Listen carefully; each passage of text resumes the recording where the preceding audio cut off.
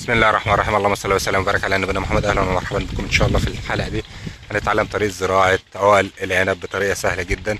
موعد زراعته اول حاجه بيتزرع في شهر فبراير ومارس وابريل. في طريقتين للزراعه، ممكن عن طريق كمر العقله تتقص في شهر فبراير وتدفن مقلوبه، وبعد كده بناخد العقل دي شهر مشير ونزرعها. الطريقه دي كنا وضحناها لكم في فيديو على القناه بتاعتنا، هسيب لكم رابط الفيديو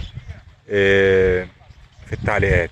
الطريقه التانية اللي احنا نزرع بيها وهي ان احنا بناخد عقله مناسبه، اي عقله مناسبه، ونزرعها زي ما انتم شايفين. هنجيب عقله الاول. اول حاجه لازم العقله تكون عقله مر عليها على الاقل سنه. كمان لازم نعرف اتجاه اللي احنا هنقص منه، لان الاتجاه اللي هو في الاسفل يعني ده طرف العقله، الاتجاه اللي في الاسفل ده هو ده اللي احنا هنحطه في التربه بتاعتنا. هجيب عقله واوريها لكم، انتظرونا. ادي العقله اللي احنا هنزرعها ان شاء الله مع بعض. لازم طبعا تكون عقله لسه فيها العصاره. ده الاتجاه اللي احنا نحطه في التربه، وده الاتجاه اللي لفوق.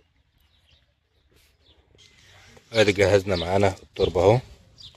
اول حاجه بنبلل التربه عشان نعرف نغرس كويس.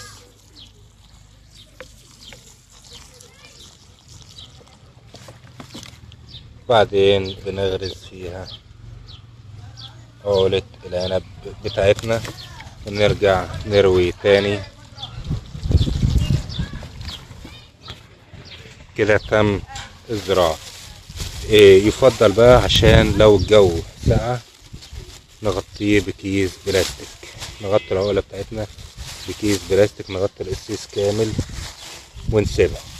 انتظروا ان شاء الله لنهاية الفيديو وهوريكم ان في النهاية ايه بعد ما اشتغلت ان شاء الله. تابعونا. بعد مرور حوالي شهر تقريبا ان شاء الله، ما شاء الله هوت العنبة بتاعتنا، العقلة بتاعتنا اشتغلت والحمد لله، اللهم بارك ما شاء الله. زراعة العنب سهلة جدا. اتمنى تكونوا استفدتم من الفيديو، ولو محتاجين اي معلومة او اي استشارة سيبوا لنا تعليق بس، وان شاء الله اقدر افيدكم. في النهاية ما تنسوش تعملوا لنا لايك واشتراك للقناة وتفعيل زر الجرس دعما لنا عشان تعرفوا كل حاجة عن الزراعة. شكرا لمتابعتنا والسلام عليكم ورحمة الله وبركاته.